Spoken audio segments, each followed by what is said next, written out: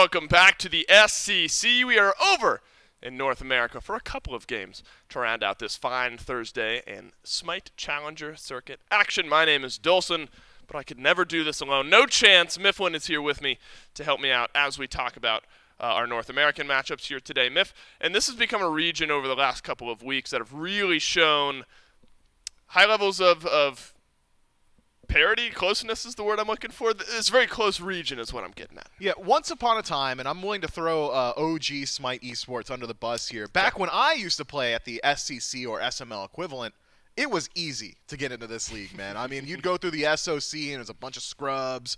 Free smoke is how I describe it. Nowadays, I don't think you can say that, and that's not just me gassing up the league because I'm on the casting team. That's not just me saying it to make it a little bit more exciting. No, this is legitimately a very hard league to play in, especially on the North American side. As you said, just a ton of parity throughout. So that means there's high-octane action afoot. Let's see what that action is. We already had that one EU matchup, Team Joystick with a 2-0 win over Pandemonium. If you want to watch Elysium versus Snake Hunters, tune in before our broadcast tomorrow. And then Goodnight Nick versus Just F6 will round out EU on Sunday. Before the SPL. A couple NA matchups, though, starting off with Herculean Hoofs versus Sleekness. That'll be the one we broadcast now, and then Average Joe's versus Tiburones up next. Standings are going to be impacted here today, you have to figure, because of how close some of these teams are. Winter Dogs up top at 6-1. Herculean Hoofs, that's the first team in this matchup, at 5-2. Sleekness at 3-4. Miffs, this is an important one for Sleekness to try to get back to that 500. They want to get back to even, and Herculean Hooves can catch up with the Winter Dogs, at least win column-wise, with a win here. So important for both these teams. Yeah, I think especially for Sleekness, just being able to jump up to that 50-50 is always so important, especially this early on within the phase. But got to talk about the Hoofs first, Dave. And these guys are storied, man. I mean, just a ton of competitive talent on that side of the squad here. Snoopy, Gino, Baskin, Mast, and Meerkat going to be making up the entirety of this roster here. They've been playing together for about, I want to say, 2.5 years now as a team, and they are looking good for it. I mean, they play well, they play aggressively, they've been dominant, they've got star power between all this SPL talent of just about every single one of these members, legitimately. I mean, it's a beast of 5 heads over here. Yeah, and I look at Snoopy here today. I mean, Snoopy has had some good, some bad. Look, Snoopy goes into this particular fight and this replay at 4-5. And then pops off towards the end. This is a triple kill, I believe. Really spins that KDA around. Even lower than that. It was 3-5 going into that fight. And then, of course, Basket in the mid lane. So both of your carries, Miff, it's a 5-headed, monster as you described it. But specifically looking at the carries, I don't think there's a weak point here between Baskin or Snoopy. No. If there were a weak point, someone would have exploited it by now. But not many people are able to find wins up against this squad. I think I'm only falling twice so far here in this phase. The Herculean Hooves just incredibly strong as a team, as a unit, and you got to earn every single win against them. Well, Sleekness is going to have a long road ahead if they're going to find a win over the Herculean Hooves. Today is Dude Man Bro Quig, who's replacing Oceans. Nehu, Oath, and Chronic will be this roster. And this is a team as well, Miff. Look, I mean, the storied names that we have on the Herculean Hooves we've discussed. Absolute name recognition for their Sleekness team here as well. These guys have played Smite at a competitive level for a long time and could give this Hoofs team a run for their money. They could. There was a little bit of discourse last week as Quig was playing for Oceans. We weren't quite sure if it was going to be a temporary solution or whether or not it was going to be permanent, but now we are here to confirm this is a permanent replacement for the Sleekness roster. It is going to be Quig playing support for this team, and going off of last week particularly, the duo lane struggled. I mean, they won their set last week, but it was not thanks to the early game presence of the duo. I think both of their wins in the last set was duo lane starting around 0-5 or 0-7 and then rotating out and just outperforming within the actual team fight itself. So if the duo lane is able to clean up that performance here inside of the early, I think that Sleekness is going to be a force to be reckoned with. It should be, right? And that's what we've seen. And when you zoom out and we talk about how North America is so competitive, that's part of the reason. Even a team that I say is down, but middle of the pack at 3-4, has that potential to upset, to take some games, even a set off one of these top 2, top 3 teams in the league, and it'll make things interesting down the stretch. Let's delay no further. Picks and bans for game number 1 about to kick off here between the Herculean Hooves and Sleekness. And so when you're going up against a team like the Hoofs, Hoofs. I gotta say Hoofs because last week I got in trouble from you for this. The Hoofs. From me. The Herculean Hoofs.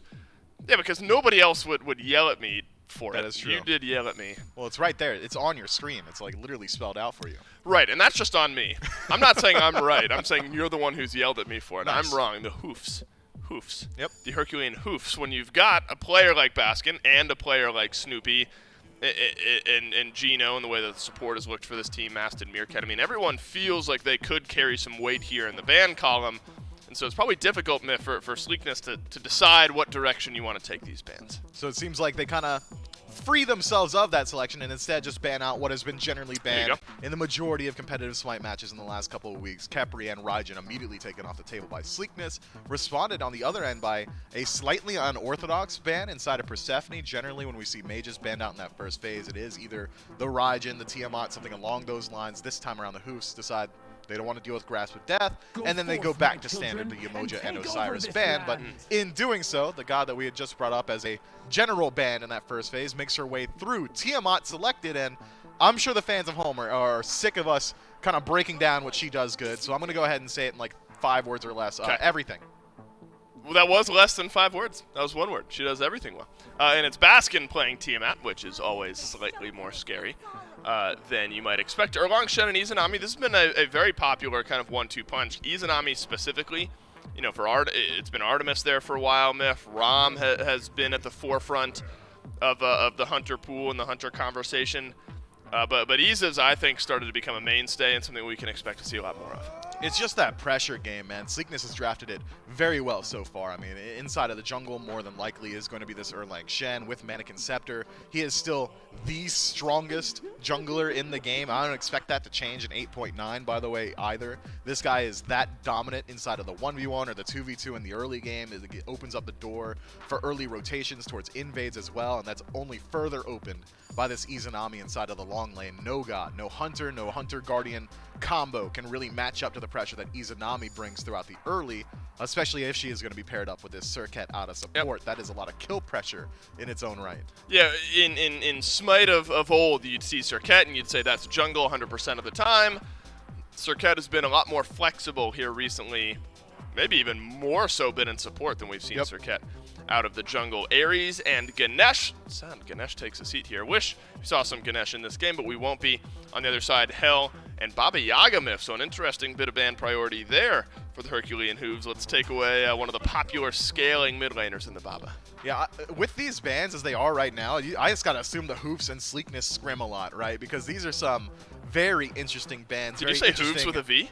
No, I said Hoofs. Did you? Okay. I did. Yeah. Carry on. I'll let you know if I do. I don't make mistakes, though. Carry on.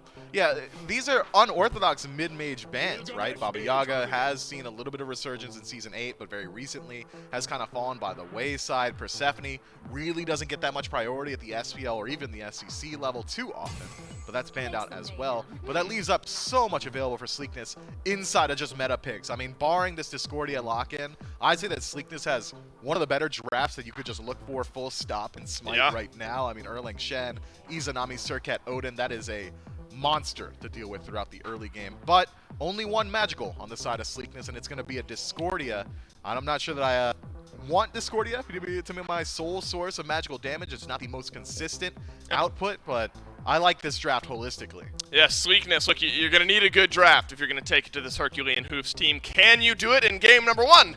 Time for us to jump in and find out. The Herculean Hooves team riding high, trying to match on top of the win column with 6 if they're able to get a win here in this set. Dolson, Myth, and Doug bringing you the action for game 1. Meerkat on the Cerberus solo lane going up against Chronic on that Odin. Should be a fun matchup to watch there. I think early jungle pressure, though, Myth, needs to be looked at here when you got a Gilgamesh and an Erlang Shen in the game. Yeah, I mean, Mass has got his work cut out for him. Sure, Gilgamesh has good presence, has one of the longest forms of hard CC in the early game thanks to Dropkick. I mean, it's like a 1.2 second stun at rank 1, which should net you a couple of auto attacks with Mannequin Scepter ticking up upwards to 40 in the early game. I mean, it's super hard to deal with, but it's Erlang Shen on the other side. You don't want to take a 1v1 against Erlang Shen until like level 20, and then even then probably not either. I mean, the presence that he has in the early game, thanks to the passive of his dog, thanks to the HP shield inside of the turtle form, just lines up in such a way that really if Oath is there for Sleekness in any engagement pre-5, I probably don't want to take that engagement if I'm the Hoofs. Yeah, and I think that then puts some onus on Oath to get this game rolling, get the ball rolling, get ourselves off to a great start here. Dual lane's going to be, of course, pivotal in this matchup. Gino and Snoopy have been a formidable 1-2 punch so far this phase in the SCC, Yeesh. but so has Quig. That is a whole lot of damage onto Snoopy. This is what we've seen, though, isn't it, Myth, out of these Izanami comps, where if you're able to hit level 2 first, you can dash in with your support, and then Iza just so much better at trading out. Your autos go through those minions and forces the ADC back. Yeah, Rom can do a little bit of that himself, though, able to shoot through a couple of minions here. And dude, man, bro, gonna have someone targeted towards him, as Masked in some trouble is able to leap away, and that should spell the end of that engagement. That's exactly what we were talking about just a moment ago. Oath, with any opportunity, is going to drop you down to sub 50% HP as long as he's able to connect that turtle form. Yeah, Strife plus the 1 there from Discordia was a lot of damage. Snoopy effectively trading with Dude Man Bro here, but ends up taking a little bit more health than maybe he thought. Oath is around the back. Gotta be a kill here. That's a blink in, a dash in, and a kill. First blood over to Sleekness. Won't get worse, though. Gino's going to hit with the hammer, and he'll walk on out. It felt like just a matter of time before that one dropped. Yeah, I mean, Oath is already establishing so much presence on the map and keeping it up now, forcing the leap from Gino. Slows good. Can he find the autos? Not this time. Gino gonna walk out by the skin of his teeth, and you're right, Dave. I don't know why my man's juking right there. Just walk out of range. Make sure he can't hit you anymore. Clearly, those jukes weren't doing enough to stop Dude Man Bro's DPS. I was surprised. I mean, Gino was in the jungle and decided to walk back in by this purple buff entrance here. Didn't die, so maybe he knew that he would stay in the fight. Now Snoopy back 1 level down. Doesn't necessarily bode well when you talk about the pressure that builds up with the Izanami. There has been a bit of a pivot, though, Myth, in recent updates. We had the bonus balance, then, of course, this week you get the big update, but I believe these teams still playing on that last update. Between Snoopy and Dude Man Bro, they both are opting for a little bit of this lifesteal start. I know Snoopy was doing that last week when we watched North America, but Devourer's Gauntlet, I believe, is what both these hunters are looking for. Yeah, this is still the 8.8 bonus balance patch, so they are playing on the exact same patch as last week, but it is still unorthodox, isn't it? We don't see this very much at the SPL level. It still generally is that Ichabel start immediately into the Odysseus' bow, but instead, there's been a clear distinction in the SCC hunter mindset. They love to go towards this Devourer's Gauntlet. It's great infusion power and lifesteal, but you're sacrificing a lot of that 1v1 potential, but maybe not a sacrifice if you're both building it. Well, the good news is Mast, after an ineffective trade in mid, is going to be able to get involved here. Dropkick does not hit the stun onto Nehu, who has to walk away. Quig's got the damage, though. Down goes Mast for the first time this game. Baskin, trying to get out of this fight, will be able to do so successfully. That's a 3v3 in mid. You don't see those too often 3.5 minutes in, but this was a full-on fight, and Mast is the casualty. Yeah, just the relative value of Oath and Quig right now, not as players, but as god selections at this point in the game, is far outweighing what the Hoofs have on their end. Gilgamesh and Fafnir just cannot match the pressure of Erlang, Shen, and Surket throughout the early, but that doesn't seem to affect the Hoofs. They want the fight. Oath will taunt in Gino, so there's a heal coming in on the other end, and Gino's just going to get walked down. Baskin was trying to go back to base, but Quig will delay it. Sleekness are running this early game. We're 4 minutes in. They've already got 3 kills on board. In Myth, when we talk about wanting to see early game pressure from an Erlang Shen, I feel like this is what we mean. Make plays like that happen, and Sleekness find themselves about 1,000 gold ahead.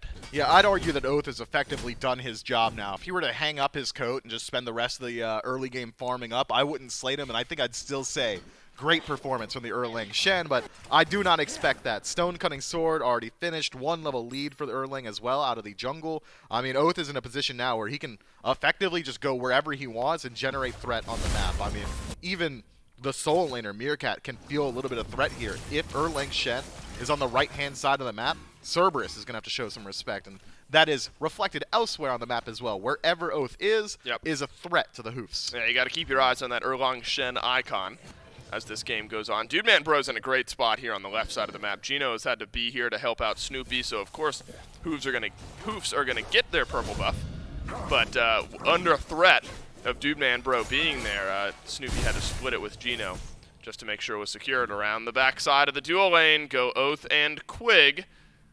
Snoopy privy to this. Gino is as well, so he'll jump away, but you already see the respect that has to get paid to Oath.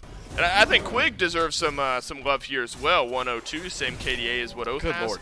And the Circuit has been near the front of all these engagements as well. Yeah, Quig's been doing a great job just starting off and initiating these fights. Worth noting, though, Baskin looking for poke between the towers or even inside of it. Yeah, that's a solo kill for the mid laner. Trades out his own life, though. Oath shows up, hits him with the drive-by, but that's the Baskin factor right there, man. Not many players are looking for the 1v1 specifically in mid, but if Baskin is given the smallest opportunity, he's going to send a message, and this time the recipient is Nehu. Is Doomorb on Tiamat, the new age build here, Myth? Are we seeing meta constructed before our eyes? Maybe deconstructed a little bit. I mean, you want power, you can't do much better than Doomorb inside of the early game, especially with his aggressive styling of Baskin, but Oath seems to be just as aggressive. Yeah, Oath is going to continue his journey around the map. Meerkat with the Stygian Torment sends 3 on back. It's taunted through by Oath. The pin, the taunt, it's all there. And Meerkat has been chosen to die, and die he does. Oath is at the forefront of this engagement as well. 3-0-2 on the year-long Shen. Everything coming up, Sleekness. Mass peeks his head around the corner, seeing if maybe he could find a return kill off of that rotation. Sees that just about every single member of Sleekness is at full HP and turns on his heel. Does not want any part of that fight. It makes perfect sense to me. The Hoofs are not out of this game by any stretch of the imagination, but they've got a steep hill to climb from here. It's gonna. I'm talking about like 18 minutes in, I think, is the nearest we can see the Hoofs take an engagement from even, maybe around a Gold Fury or a Pyromancer, but I don't expect the Order team to be proactive for a while. 3,000 gold down. Yeah, this is just kind of uncharacteristic of the Herculean Hoofs, not necessarily of Sleekness. You know, this is a team in Sleekness that has shown us this style of early game before. We know that this is absolutely a play style that you can expect sometimes from this team. But Myth, admittedly, this has caught me off guard a bit. You know, the Hoofs not exempt from dropping a first blood or two here and there, but everyone on the map has now been jumped on, and so maybe you feel all right if you're the Hoofs, not one person in general has been feeding their brains out or anything. But this is a team that doesn't fall this far behind this often. No, just to recontextualize this match, again, it is the Herculean Hoofs at 5-2, second in the standings up against Sleekness, who are currently standing at 3-4 in the win column, but you wouldn't be able to tell based on the gameplay. Snoopy takes some damage, but so does Oath. That's a big shutdown if able to happen. Snoopy dashed on back. Nehu gets the detonate. Dude Man Bro in onto the fight as well. Now Mask left running so close to killing off Oath, but the Herculean Hooves unable to do so. Baskin still here to play guard. Might not be able to do so because Quig is going to jump right back in onto Mask. Mask will return the favor. Oath blinks back through, got Basket on the knockup, who then jumps up and down, gets the knockup himself, but Nehu shuts him down. Big fight for Sleekness. Everything coming up red, except for the kill on the end. Yeah, Quig may have chased out a little bit too far, but stripping off of the beads of the Gilgamesh might be worth it for Circuit's life at this point. Already 2-level lead for the Circuit. Quig doesn't really necessarily need to be farming up too aggressively for the near future, so I'd say as long as Mask falls down before those beads come back up, so we've got about 125 seconds for them to optimize on that, I'd argue that Quig even finds value in trading out his life towards the end there. That is just 100% the Herculean Hooves taking a fight that looked like it might have started off well and then stick around a little bit too long. Why is Baskin trying to take a 1 versus 2 up against Nehu and Oath? Why are they taking a fight in neutral territory with this kind of deficit? The Hoofs are playing like they normally do, but they're normally ahead. Right. And right now, they just simply aren't. I mean, that would have been such a good start to that fight. I mean, Oath got taken so low. Then the transformation plus the shield allowed Oath to get out. And that's a shutdown. I mean, that's a pretty big shutdown, especially for Snoopy, who's a little bit behind here in duo. So, like, maybe that's the mindset. Herculean Hooves are thinking, if we get this shutdown, that gives Snoopy a bit of leverage back into this game. But way, way overextended. Now Dude Man Bro with a 2-level lead, 2-kill lead, 30 stacks higher on the Devourer's Gauntlet, full Executioner over the short bow completed. There's just no world where Snoopy feels comfortable. You have to feel like at any given time, yeah, Dude Man Bro can just step up, force Snoopy on back. It's going to be a long road ahead, Myth, to get back to even for Snoopy here on left. There is a slight opportunity once Snoopy finishes up this Ick Avail, assuming Dude Man Bro doesn't finish an Ick Avail of his own in that time. There is going to be a slight advantage over towards the ROM inside of the 1v1. Executioner, great for the team fight, great for setting up your team. but not so much in the 1v1 itself. But it's not going to come down to that. Sleekness say, all right, if we're good at team fights, let's try and force one, or if nobody shows up, we'll just take the objective. Gold Fury goes their way, and this gold lead is slipping out of control very quickly. We're approaching 5,000 at the 10-minute mark. Yeah, 10.5 minutes. 5,000 doesn't feel great. And so you're playing the long game. I think you mentioned, Myth, like 15, 18, 20 minutes maybe even for the Herculean Hoofs to feel comfortable in any sort of fight. Maybe that gives Baskin some wind-up time, because as bad as things have gotten over in duo and then support, both characters 2 levels down to their counterparts for the Herculean Hoofs. You're 1 level down if you're masked. Slight level lead for Meerkat over in solo lane. And so maybe that's something you can look at as well. And then, of course, even in mid for Baskin. Yeah, unfortunately, Snoopy's going to get tower dope here. That's the taunt out from Oath. He'll receive the heal. Maybe feeling okay there. If you're Snoopy, you have to use the ult, but you're able to get a big engage ultimate out of Oath. Mast avoids the up-down. Chronic will walk on out of tower range, but it's a re-engage from the Gilgamesh. Meerkat lurking off to the side. Cage goes out from Chronic. Meerkat will jump on out. Stygian Torment used, but Chronic will jump away. Meerkat might be able to maintain the chase instead, thinks better of it, and goes ahead to disengage himself. And I think you're right, Dave. Snoopy finds a ton of value there, not only stripping the 9 turns blessing from Oath, but also taking away that blink, so the engage factor of Sleekness is going to take a major hit here, and all it costs Snoopy is his own ultimate. Actually maintains his beats throughout the entirety of that engagement, heads back to base, and picks up that Ikka Veil we were just talking about. If Dude Man Bro does not back here, despite being 2 levels in the lead, this could be an opportunity for Snoopy to try and find a 1v1, find a window for the rest of his team to optimize. But Sleekness, they're trying their best to close that window. Yet again, another neutral objective goes their way with Is zero Veil opposition. that strong? It's that good, bro. You're going to take a 2-fight deficit fight. Yeah. It strips power. It No, has more look, attack speed. I know, it's good. That item's crazy, I bro. believe you. I believe you. That's just wild. It feels like Snoopy has had 0 presence Watch him. on the left side of the map. Maybe Ikka Veil just feels that good. We'll see. I have confidence in Snoopy and his abilities. Unfortunately, the game has not necessarily favored the ROM over on the left. Herculean Hooves have slowed the game down a little bit here, Myth, which is maybe exactly what you need to do. We're at 4,000 gold of differential. Luckily, over the last 2 or 3 minutes, that hasn't necessarily gotten worse. Sleekness, we're able to get the Pyromancer, so you see a little downswing. But keeping Oath at bay. Look, it's been 3-0 and something for a while now for Oath. Quig nearly gets the pull back in. Nehu on the chase. Mast avoids the root in place. Apple is out. Goes on to Mast. Gilgamesh gets the drop kick against the wall. Does he have his leap? No, he doesn't, and it's a killing spree in the mid lane as well.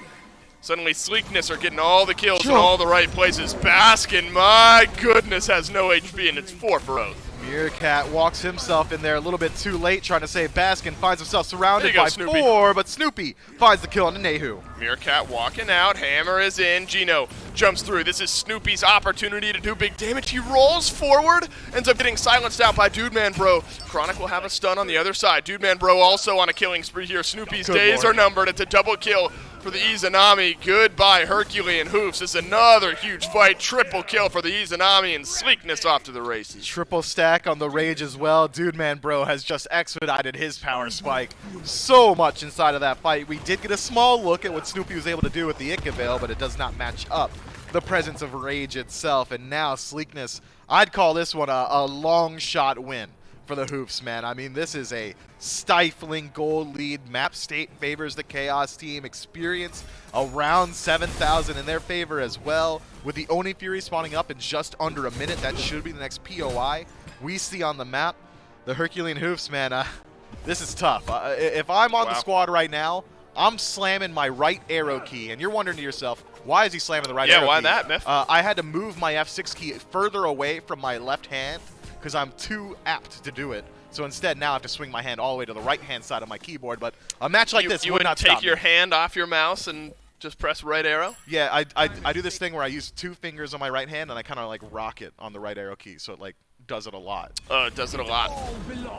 That sounds to me like you've made it easier for yourself to But I got to remove a hand from my mouse or from my Right, but at that point, that's exactly what you want. You want to take your hand off the mouse, exactly. right? You don't want to play the game anymore, so you're doing what you want to do. We'll see. Wow, Mast looking for the fight here. Onto Oath. Apple is out. Nice shot. Onto Gino. Everyone making sure to avoid that, but now Sleekness had the ability to re-engage. Oath doesn't have his ultimate. That's a pretty big loss. Meerkat will jump away here. but ult advantage kind of mitigated by this massive gold lead that Sleekness have. Snoopy locked into the arena, dropped down by Quig. Meerkat will fall to a similar fate. And Miff, I think we know what the next 5 to 10 minutes of this game will look like, and it's more of the same. Man, Gino is still level 9, Dave. I mean, he is a non-factor inside of these fights. And look, the Sleekness boys realize how far ahead they are. I mean, they whiffed some ultimates to engage that fight and say it does not matter and win it on the tail end either way. Gino likely forfeiting his life here just for trying to look at the Gold Fury. Yeah, that's on him. That's on him for looking at the Gold Fury. All right, so this game is 99% over here. Sleekness have completely run away with things. Unless Mast is finally able to find a kill. It's not onto any of the shutdowns that you wanted on, but you're able to get a kill nonetheless. Oh, no. Nehu with the Strife says goodbye to the Gilgamesh. Now Baskin has to scurry away. That probably feels bad for the Hoofs. They've taken these fights and nearly gotten shut down gold once or twice. You'd want it onto Oath. You'd want it onto Dude Man Bro. Unable to find both. And if I think the door is officially closed on Snoopy and his 1v1 opportunity against Dude Man Bro. It's a 4-level differential and a fully stacked Rage. Yeah, that fully stacked Rage, the larger of the two factors. And I'm concerned that potentially Dude Man Bro is going to have enough gold to fully purchase a Wind Demon. Yeah, he does. Okay, that's a full Wind Demon. That's penetration. That's additional crit. It's attack speed. It's a pretty good stat stick to have when you already have a fully evolved Rage as well. But Gino has Sovereignty.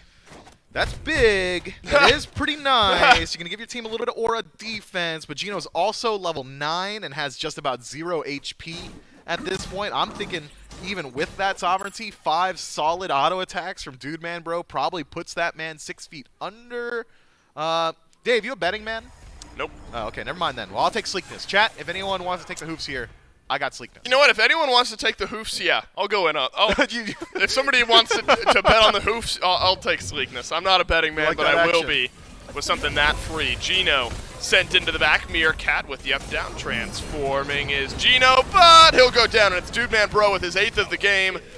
Another double kill for the Izanami Divine.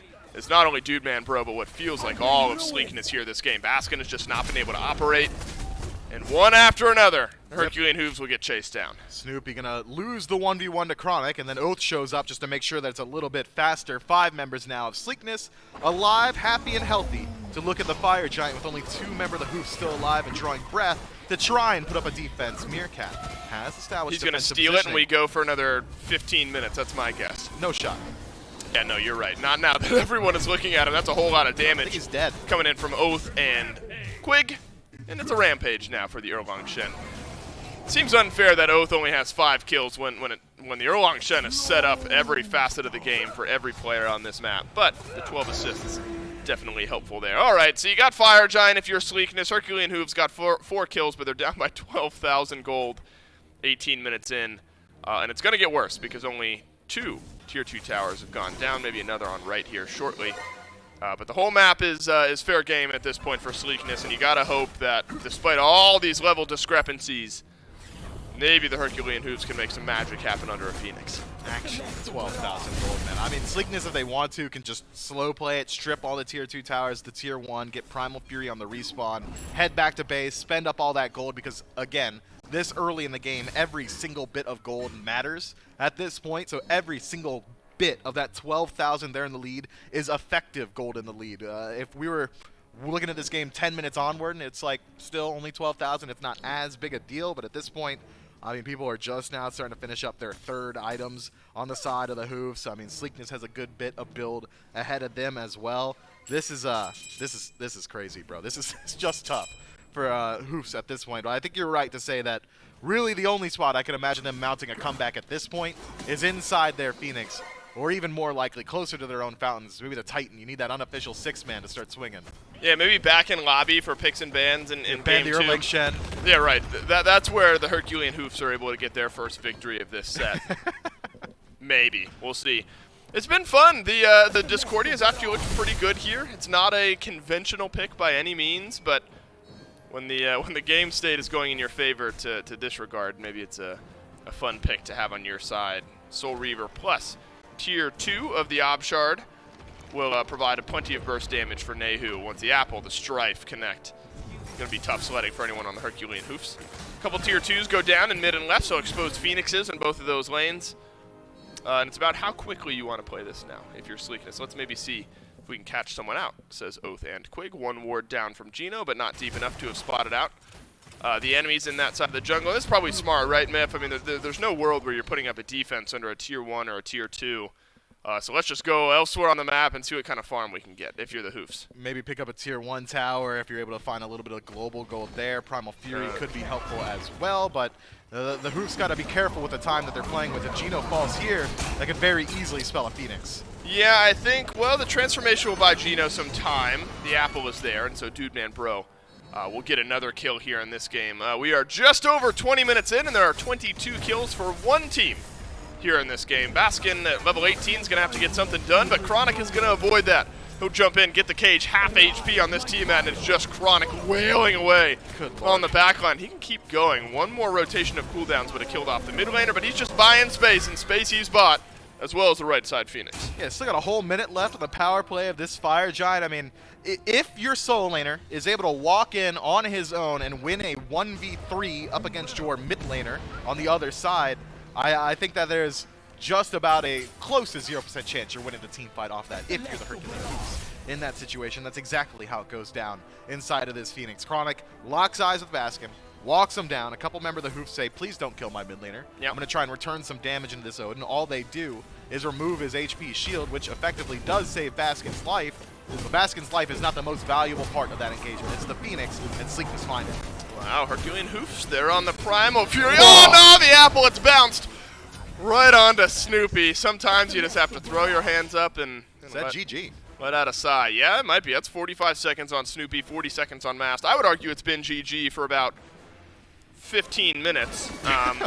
But it'll officially be GG maybe around the corner here. I think the gold lead is big enough here, Miff. Fire Giant.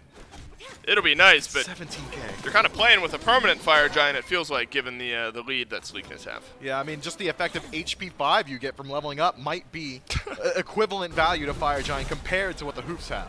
Yeah, it might be. Oath takes some damage from Baskin in the mid lane. The Tiamat gets a little bit stronger. Unfortunately, the Tiamat might not have teammates. Meerkat, yeah, are they, Miff? No. Are they living that much longer? No. I haven't seen an Immortal in a hot minute, but Dude Man Bro is there. It's a double kill, could be a triple, but no, Oath will take this one away. Snoopy's back. Snoopy is back, and there are some low-health targets. Will the snipes hit their mark? No, but the apple sure will after we saw it used a moment ago. Oath has a double as well. Quig blinks off to the side. Snoopy will fall and make Dude Man Bro godlike. And as if there's any surprise in this world, Sleekness will take game 1 in 23 minutes. Dave, here's the thing about how we have to break down that match after we come back from the break. Why do you say we? Right? Yeah. Well, because we're on the desk together. No, but my job is to ask you questions. What questions do you have about that game? And set up segments. What questions? How did Sleekness win? Early game aggression, and they never let off. Was there ever an opportunity back into that game for the Herculean Hooves that you think they missed? Post 6 minutes, no. Fair enough. And that's where it becomes hard to break down. This game was absolutely out of control. Sleekness from minute 1 to 6, I guess, started to run away with things, and then from 6 to 23 just kind of ended the game there, Miff. What, picks and bans maybe is where we're looking for the Hoofs in game 2? Pretty clear where the adaptations need to happen, man. Get rid of Erlang Shen, you're feeling pretty... We gotta stop here. We got a whole breakdown to do in a second. That's true. That's right. Why are we breaking down before we need to break down? We have a few minutes, I think, to get our thoughts around us. This is uncharacteristic. You don't see the Hoofs get beat this bad that often, but it happens here. Sleekness playing with the lead going into game number 2, which will be right after this.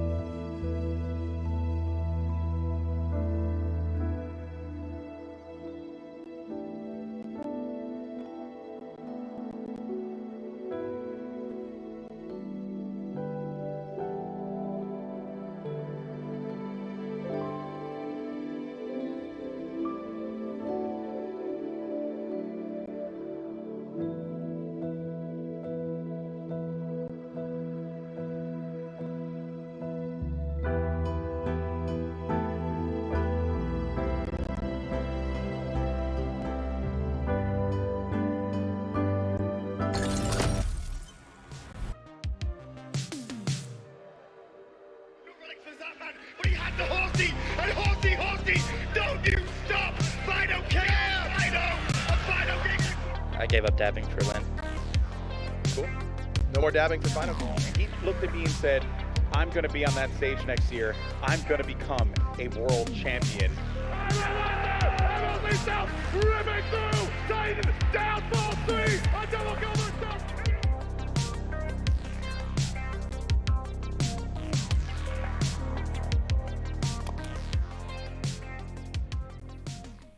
That's right. If you've missed any high-flying, high-octane Smite action, you can go to youtube.com/SmiteVod to find all of our old... What, Myth?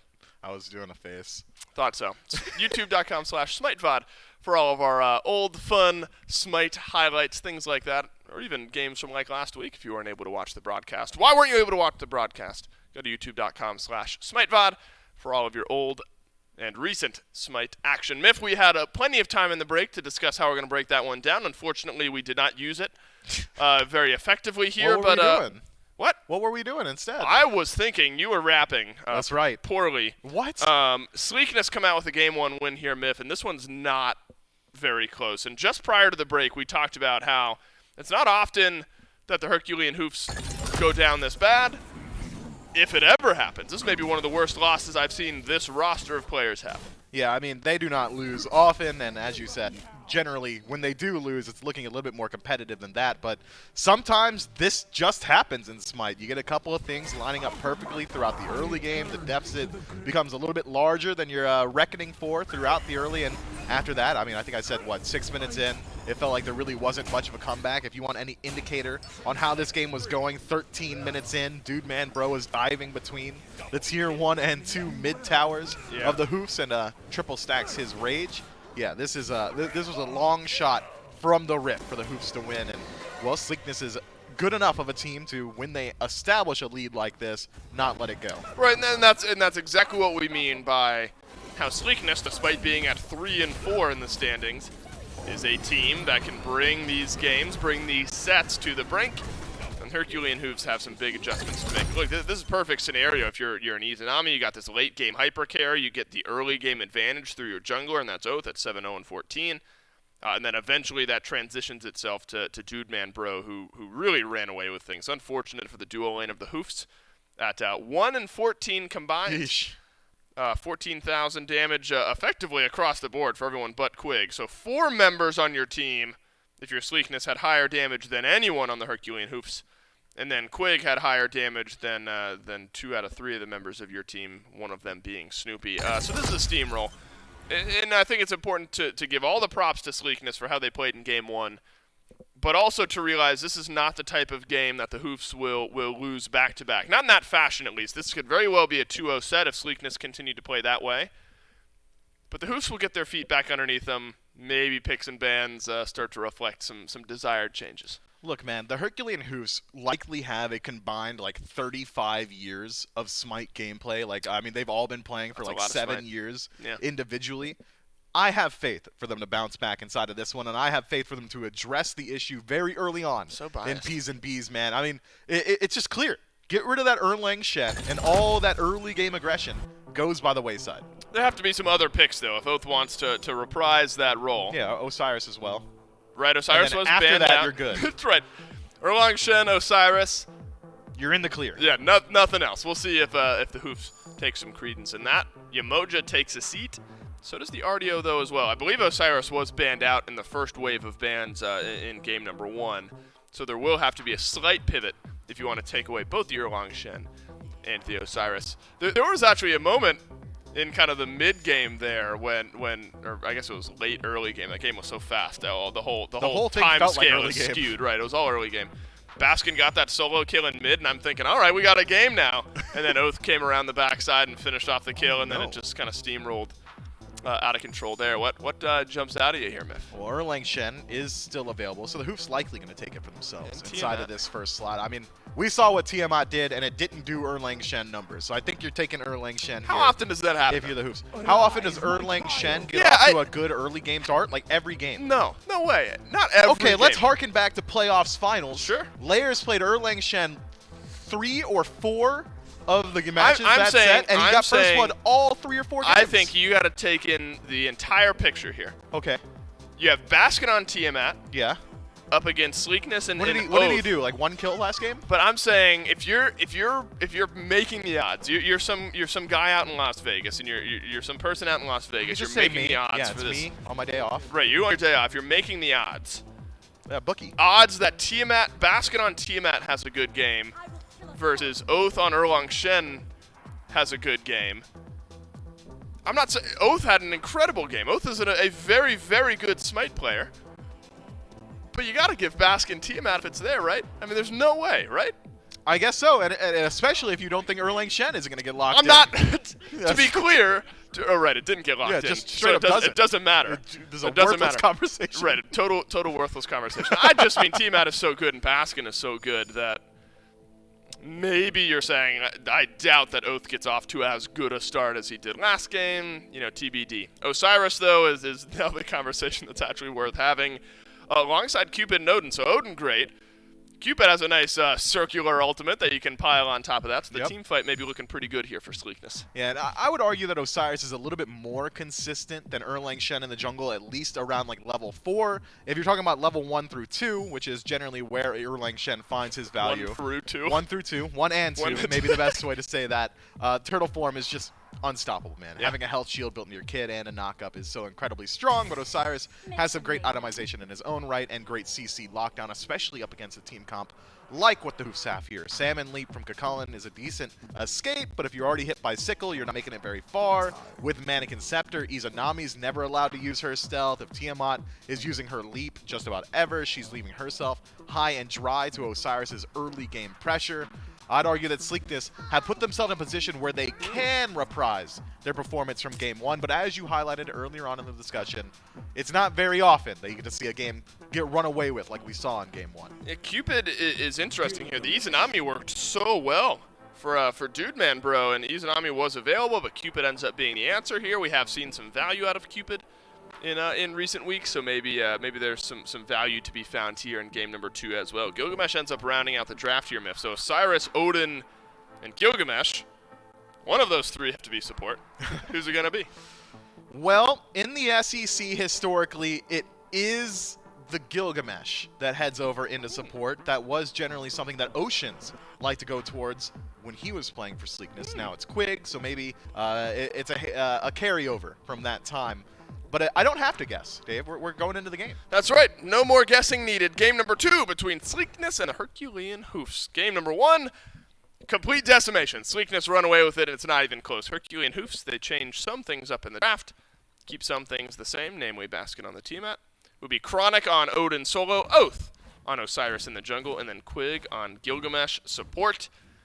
Look, warrior support with a Cupid, maybe some potential for early pressure. Especially considering there is a lighter version of the Cupid Kumba little secret tech. You can put a heart bomb on a minion and then drop kick it at the enemy. Deliver a large AoE stun. Is it something that we're going to see too often? Probably not. Is it pretty sick? 100%. I mean, you can drop kick a minion into somebody, find that stun, and then have the heart bomb destroy afterwards and your chain CCing. There's some cool stuff that could happen with the dual lane, and when I say could, I'm saying it all lowercase letters and in italics. Like, it is unlikely. Is that what that means? Lowercase plus italics is unlikely? I guess if I'm reading a paragraph, it and could like small happen. text. Like it could happen. Yeah. Not like it could happen. Yeah, That's louder. That's all caps. All caps. It and could. bolded. It could happen. Yeah. That's. Say it with a slant. No, you're right. That's when you write with italics. I wanted to vocalize it. Okay. You're spot on there. I think Nice. lowercase plus italics is what we're looking at here. Though there is some pressure myth for the Herculean Hoofs in their duo lane. Snoopy on the Izanami. We know what Izanami can do after game 1 especially.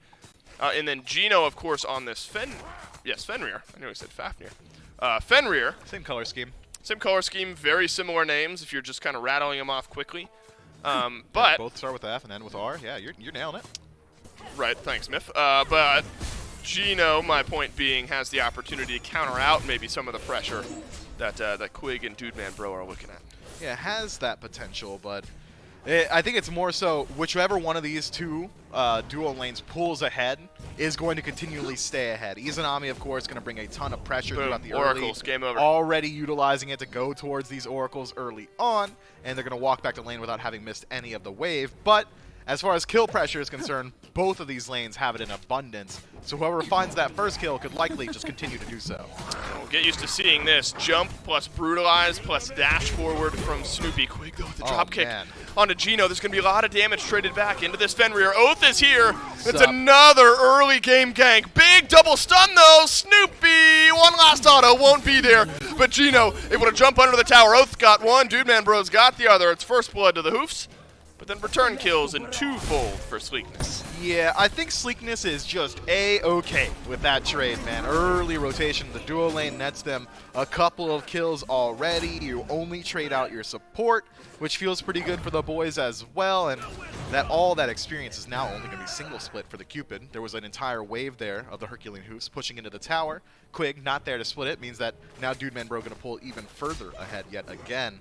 Tough start. That's the Herculean Hoofs trying to get aggressive, utilize their composition, and they get punished from an early rotation. Chronic is going to get rooted here. This would be a 2v2, but Oath goes back to base after the left side gank, spends up some money, and then will help out the solo laner pick up the blue buff here. So there was kind of an attempted look at an invade there from Meerkat and Mast, but once Oath came back from base, no real opportunity to do so. All right, so we're going to rotate out of lane here if you're Quig at least, and this is really where we saw game one get out of control. It was kind of these skirmishes in mid and then left side jungle where Quig, Oath, and Nehu were just winning the fights. Then, of course, Dude Man Bro was there to help.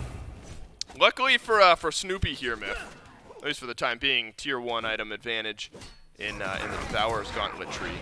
It's not quite the 2-3 level lead that we were seeing for Dude Man Bro in game 1, so Snoopy should feel just fine in his ability to farm. Yeah, I think that item advantage only coming from the fact that Dude Man Bro has not returned to base just yet, but this is a small opportunity for Snoopy to try and utilize the additional power that he's getting from tier 2 gauntlets, and being Izanami is still going to be able to establish pressure pretty easily inside of this lane, but that's been taken note of by Sleekness, who are again rotating over towards the duo, just showing presence.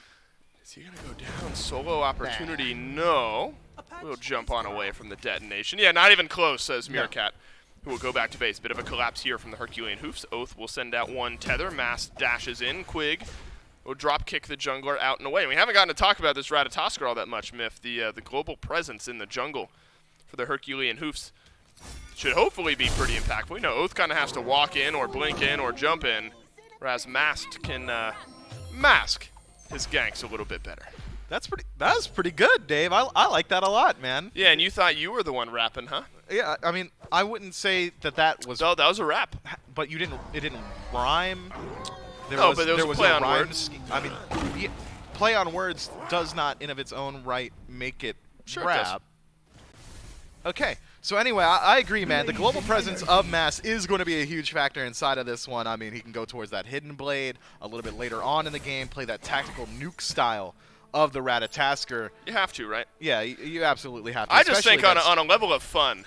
Oh, just like for fun, not even like the competitive viability. You think it's just more fun. All right, so you're latching on to competitive viability. Is tactical nuke? Maybe we'll see if Mast catches out Dude Man Bro here. But it can be a 3v3 on left. Gino, an early stun, has Ragnarok, but will brutalize away.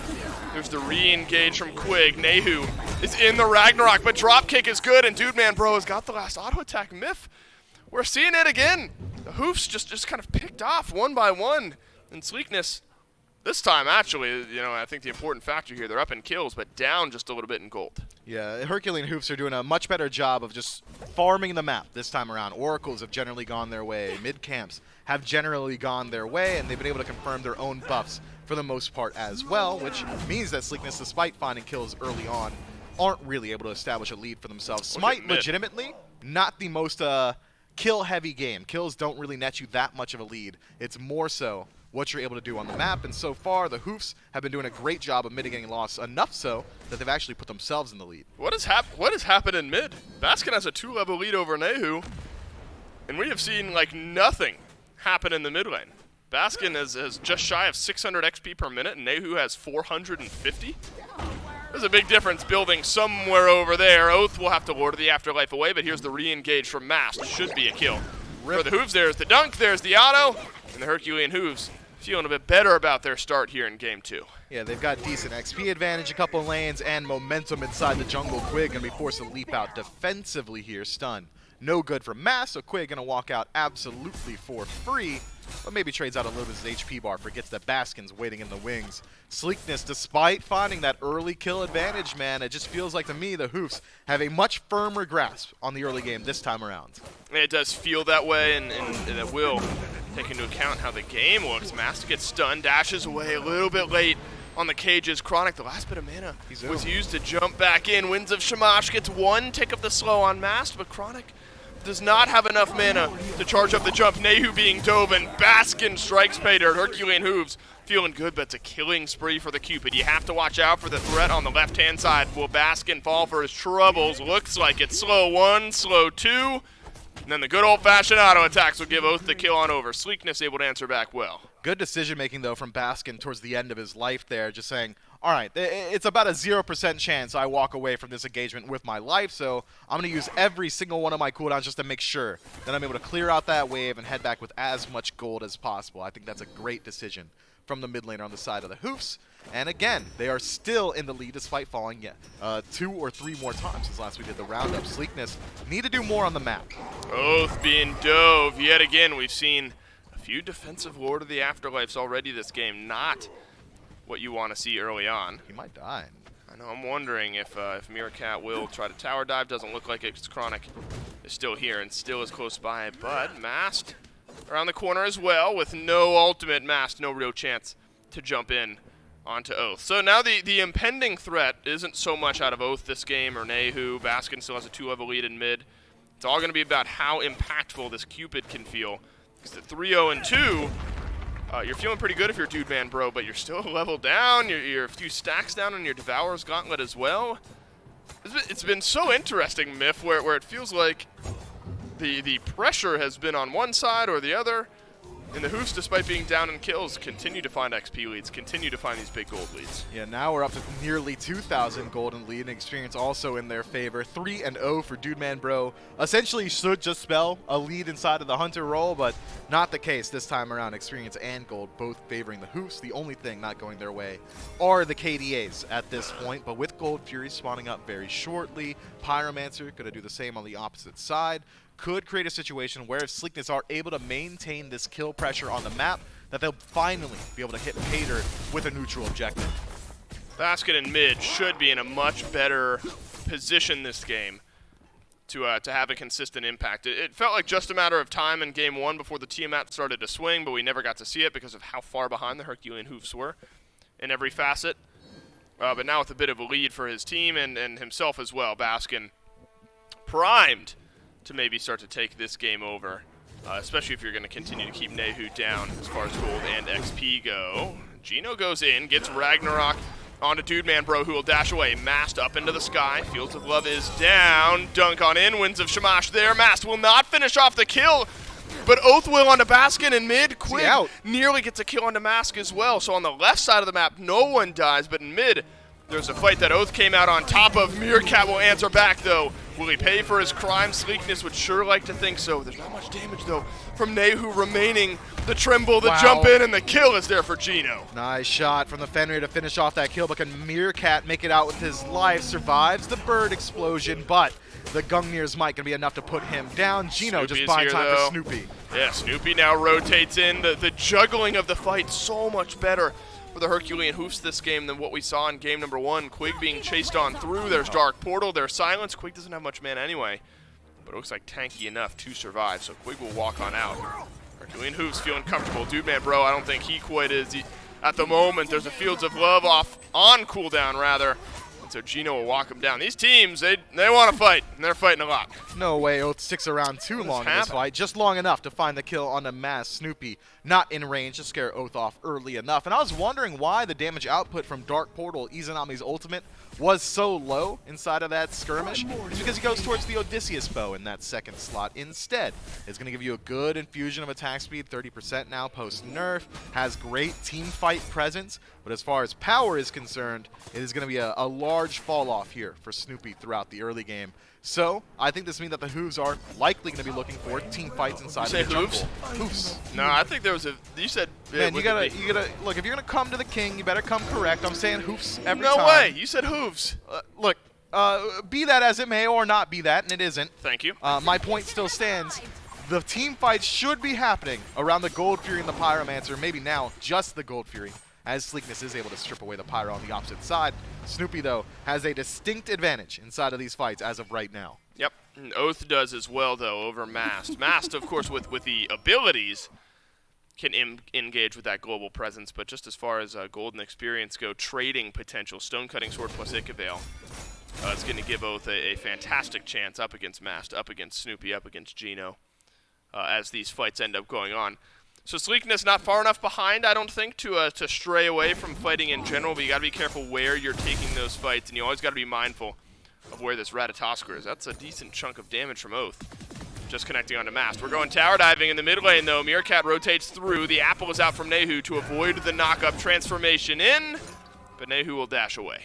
Nehu makes it out with the skin of his teeth this time around. Meerkat, though, puts himself in very poor position. The rest of the Hoofs have to get in. Watch out for the re-engage, though. What can Mast get done? Jumping on in is what will get done. Baskin picks up the kill onto Oath. Chronic jumps back beneath the tier 1 tower, and that's a pretty good trade for the Herculean Hoofs. Oath was doing so well for the Sleekness team, but now he's going to be doing it from back in base. Snoopy gets stunned in place, but that's opened up the door for Baskin. Wow, to nice. find the knock-up. Quig jumps over the wall, drop kick onto Snoopy, and Quig has picked up another. Man, the Winds of Shamash and the Hero's Leap combo was perfect, and now so is Strife and Unruly Magic.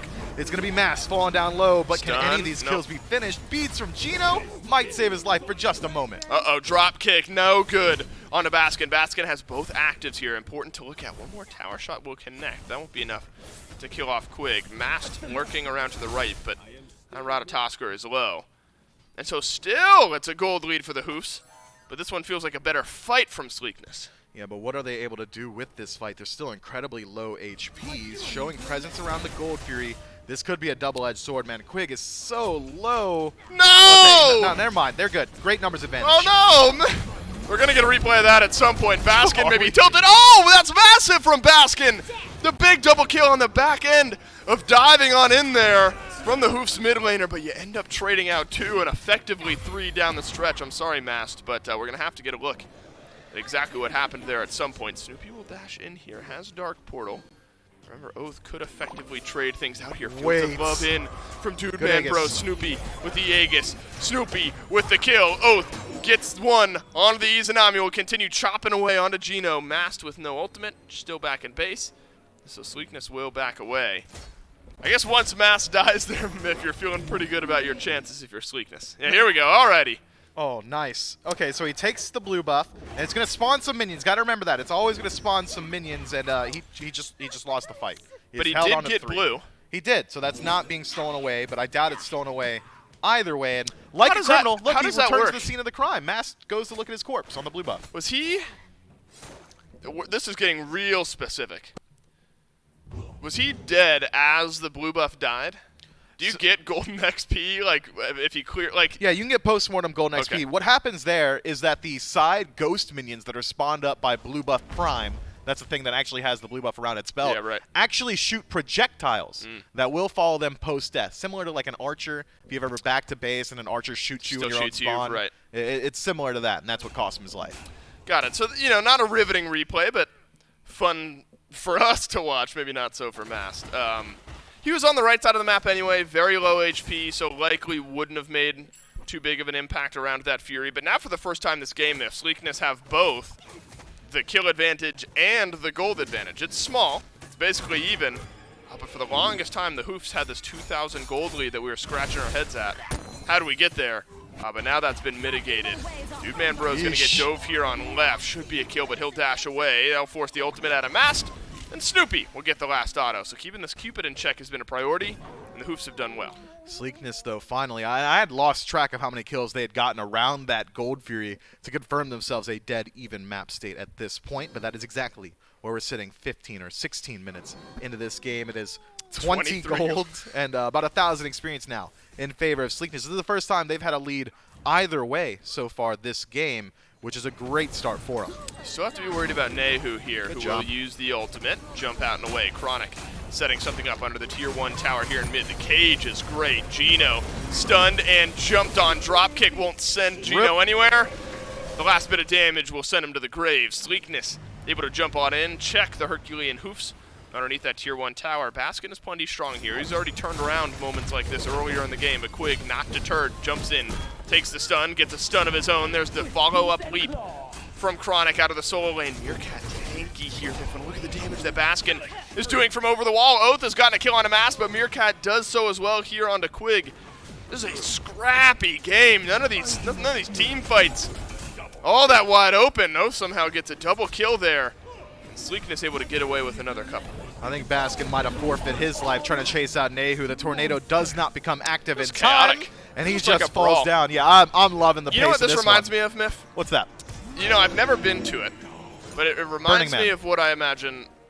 No, are there just like brawls at Burning Man? Well, I'm sure there's so many people. It's like anonymous. It's like all haze. There's got to be some it's like gotta be. elbows thrown. No, remember? Did you ever read about that town in like history class back in the day that like Roanoke. They have no. That was the island that Yeah, went that missing, like disappeared. Right? There's actually a pretty good documentary on that. No, what I'm trying to get at Uh-huh. is that you read about this town that has like a Salem. tomato fight once a year where everyone What? buys tomatoes and they're all like on rooftops and stuff. Is And that in America? and it's just like a full day. No, I think it was somewhere in South or Central America, where they're just on rooftops and they just hurl tomatoes at one another all day, like for fun. It's just a day full of chaos. That's what this reminds me of. Two teams throwing tomatoes at one another all game long. We have not slowed down. Fire Giant won't slow us down either. Up into the air goes Mass, no steal, and a kill for Sleekness as well. So Fire Giant 18 minutes in, and you're going to get one onto Gino. Oath is on a rampage. Can I say Oath is having an incredible set so far? 10-3. Set up everything in game 1 and has now come alive in game 2 on the Osiris. Sleekness poised for the win. Man, I was so ready, too. I was going to, like, make fun of Oath because he doesn't go back towards the Erlang Shen after having such a great performance in Game 1 and considering how slow the early game was this time around for Sleekness, but he has certainly cleaned it up towards the end of this one. I mean, 10, 3, and 15, I believe, if memory serves. No, that's crazy. That's the post-game Oh, stats. man, I was way wrong. Oh, what was that? It's in Spain. Uh-huh. Do you know the name of it? La Tomatina. That means the tomato. Is a festival held in the Valencian town of Buñol. Wait, I've been to Valencia. Absolutely, and you missed the one time Bummer. a year where the festival's going on. Oh, it got banned. We're finding things out here. Dave, these aren't what the Alienwares are for, bud. Yeah, you're right. They're not. God, that searched so fast. That was unbelievable how use quick and code speedy that was. SmiteAW. SmiteAW. If you want to search about yep. the SmiteGame.com. Tomatalia, what did you say? I already forgot what it was. No. Look, but Tomatina. Tomatina. Now we gotta reroute the chaos of tomato fighting back into this game here. I mean, neither of these two, and of course the point of that bit, Miff, is that we have just not let off the gas. There's been nonstop fighting. It feels like the moment anyone is on the map, we're scrapping it out. And as of late, that's benefited Sleekness. Yeah, it's like ARAM rules. You're not allowed to go back to base unless it's inside of a body Right. bag, and it seems like both of these teams have mutually agreed that that's the most fun way to play Smite, and so far, it has been favoring Sleekness, man. I mean, throughout the early game, it was great strides from the Hoofs just to make sure that they weren't falling too far behind in macro play. Neutral objectives, neutral camps, all those going their way. Nets them a 2,000 gold lead about 10 or so minutes into this game, despite always being at like half of the kills of Sleekness. But once the Gold Furies and the Pyromancers started to spawn up, those kills that Sleekness were accruing for themselves started to add up. And now we're in a position where, with Fire Giant on 5 members, they could very easily close out this match. Appreciate everyone's patience as we figure things out before we jump back into game number 2.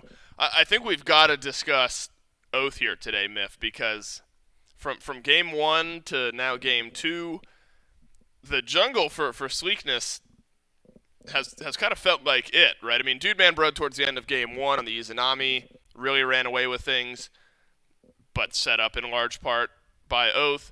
This game, a slower start, but now the Osiris is just winning all these 1v1 trades. I mean, Stone Cutting Sword Ichabel, I guess, gives you that opportunity.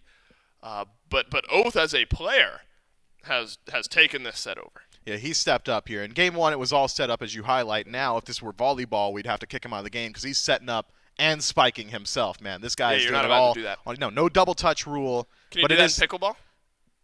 Can you double touch? Yeah, I don't know how pickleball works. You told me you did. Okay, we'll go play after this. Anyway, back in the game, Dave. I think there's a fight happening. Cast it. There is a fight happening, and it's Oath. Who else? Starting off the kills. Nehu gets one onto Mast as well. Chronic runs down Baskin on left. Gino's at least able to get a return kill here, so that feels pretty good. But what does not feel good is a 4-member team with Fire Giant minus only their support running down on your base when there are 35-second death timers on anyone. Could be a Phoenix here if you're Sleekness playing aggressive. Yeah, Dude Man Bro has so much time to work with. The Hunter maintaining that Fire Giant buff going to be huge inside of this one, but 10 seconds left on Mast. Has the global ult once he respawns. Could be a spot for the Hoofs to dig in their heels, but Fenrir, not the greatest at creating space. And Dude Man Bro will whittle down the left side Phoenix. Gino jumps in and then immediately uses beads and walks away. Left side Phoenix gone, still 10 seconds on a couple of the respawns. There's a perfect juggling of aggro now from Sleekness. There is an Oni Fury up. There is also a Gino running away. But it looks like Oni Fire minions are soon to be on the left side of the map. Yeah, Oni Fury going to be looked at now by Sleekness, and I don't imagine we see anyone from the Hoofs step up and try and put up a defense here. We could see Sleekness head immediately back to base here, as they do have a ton of gold inside of their pockets. I mean, if Quig's going to keep chasing them, Gino is not allowed to back, but I doubt there's any real kill presence here.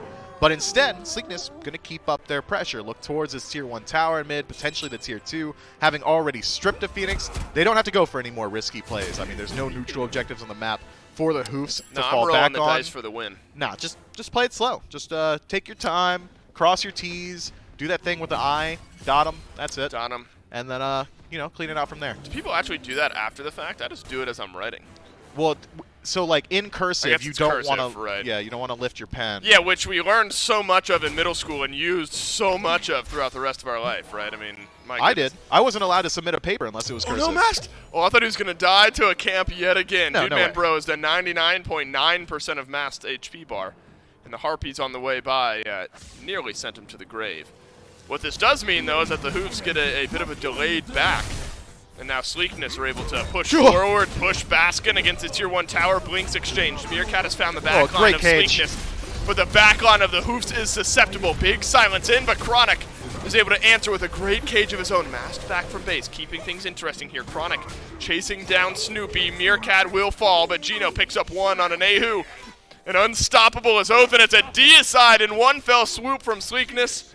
You got Fire Giant on Dude Man Bro, and it could be the game. It could be. They got to wait a little bit before they can start to work their way through this Phoenix. They're not helping out their boys. Yeah, 30 seconds. The minions already pushed all the way up on left. They have to go through the mid Phoenix. They need the minions, but they've got time to work with, Dave. Still 20 seconds left on Baskin's respawn. We're just going to go ahead and tank up the Titan. Yeah, that's a lot of damage making its way onto the Titan in a 23-minute game 1 and a 22-minute game 2. Sleekness decimate the Herculean Hoofs.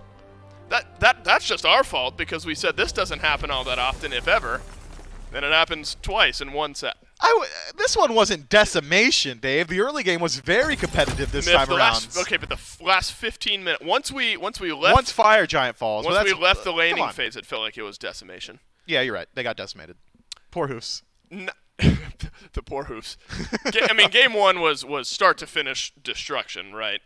Game 2, you'll give them credit. I'll give him Miff's credit here. Wait, why are you putting mine? That could be the because it's your fault that I have to. It's your fault that I have to do it. Okay. The Hoofs hang in there and actually have a decent gold lead for the first 10 minutes of the game.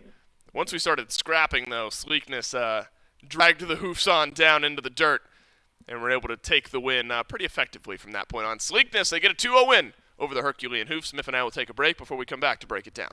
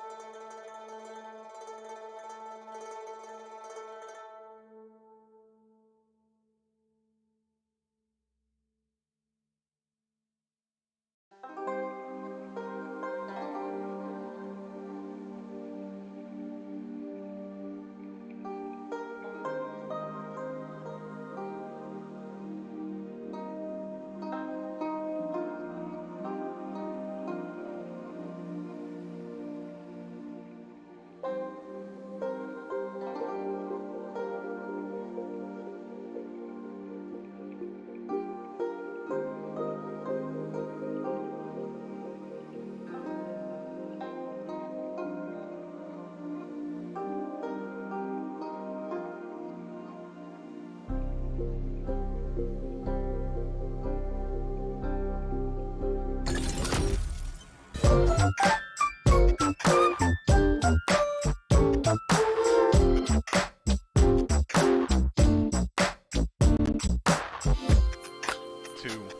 one. Well, one game is an outlier. 2 games, maybe you start to establish a trend, and it's Sleekness, who have established a trend of winning in this set up against the Herculean Hoofs.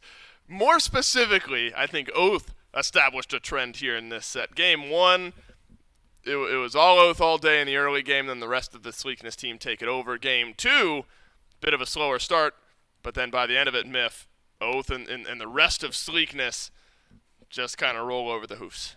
My main concern for Sleekness coming into this set was how well their duo lane was going to perform. Last week, they were struggling. They won last week, but they were struggling inside of the duo lane. I mean, we saw 1-7 performances out of the Hunter. Quig really struggled within the laning phase himself as well. And it seems like they have certainly rectified those issues, man. I mean, Sleekness' duo lane was dominant in both games this time around. Game 1 combined 1-14 slash line for the duo lane of the Hoofs, and Game 2, an equally dominant, or maybe not quite equally dominant performance from Sleekness, but still incredibly strong. Oath, however, I think, has earned your MVP and mine for this set. This guy You're giving out did my it all. MVP? Well, I said I think. You can correct me. Do you think it was an Oath? No. Who was it? Baskin. The loser. No, I'm kidding. Yeah, Oath, far and away the MVP here of this set. I love that first highlight we saw from Oath as well. The jump in against 3 of the Hoofs, and you're still able to get a kill and get out alive. And I'm glad we give Chronic some love here. I think an unsung hero for this Sleekness team gets Odin in this game, and the cages were just on point. You know, when you have a team that wants to fight the way Sleekness do, apparently, and Oath specifically trying to run you down, always helps to have a solo laner that's able to corral and kind of group up the enemy team for you to fight a little bit better against, and I think Chronic did so. Yeah, there was one cage in particular when they were sieging the Tier 2 mid tower with Fire Giant where Chronic leaps in, hits Baskin with the Bird Bomb, and then kind of resets himself further into the back line of the Hoofs, drops his cage preemptively, and Baskin jumps into it from there. I mean, just great stuff from that Odin, and what is that, 2 games in a row that he's allowed to take that pick? Yep. Maybe want to address that in the P's and B's next time. If Erlang Shen was giving you some trouble, probably don't want to leave Osiris up as they kind of perform very similar roles. I feel like Sleekness just came in with a strategy this time, and the strategy was early game aggression, and it works out for him. Yeah, we're going to run him down, and we're going to run him down often. That's exactly what Sleekness do here. Let's look back at the schedule that we've had so far today. Remember, we've already had that one EU matchup. You were just now joining us. Team Joystick able to get the win 2-0 over Pandemonium. And in similar fashion, Sleekness take the win over the Herculean Hoofs. We've got one more matchup today to broadcast. It'll be another North American matchup, Average Joes versus the Tiburones. And then we'll sprinkle the other 3 SCC matchups prior to our SBL broadcasts the rest of the weekend. I said there would be some standings implications on board here, Miff, and I think there certainly will be. Sleekness able to get back up to 4-4, so you're not jumping spots just yet. Sturdy Artisans still have a game to play. But I think important now, especially for the Winter Dogs. The Winter Dogs still have a game to play. They've only played 7. Herculean Hoofs have played 8. Can widen up that gap. You know, the wins aren't equal there. The Winter Dogs playing with house money, as it were. You're able to get a win there, you widen your first place lead to 2. Yeah, it would be a very comfortable position to find yourself in. Worth noting, I think once the Sturdy Artisans match up, if they do win their next set at 4-4, or if they lose it rather, that will give the head-head over to Sleekness, if memory serves, which could see some kind of seeding implications inside of the SCC. But again, this is a very tight-knit league. These guys are neck and neck as far as I'm concerned. I mean, that was a 3-4 team coming up against the 2nd seed, and it was pretty convincing in that win as well. It seems like nobody's safe in the standings. Yeah, if standings didn't shift up as of right now, you better expect that they will over the next couple of weeks. That is our first of 2 North American matchups we have for you here today. Miff and I are going to go take a break, and then J-Mac and Gore will be back to bring us back into NA.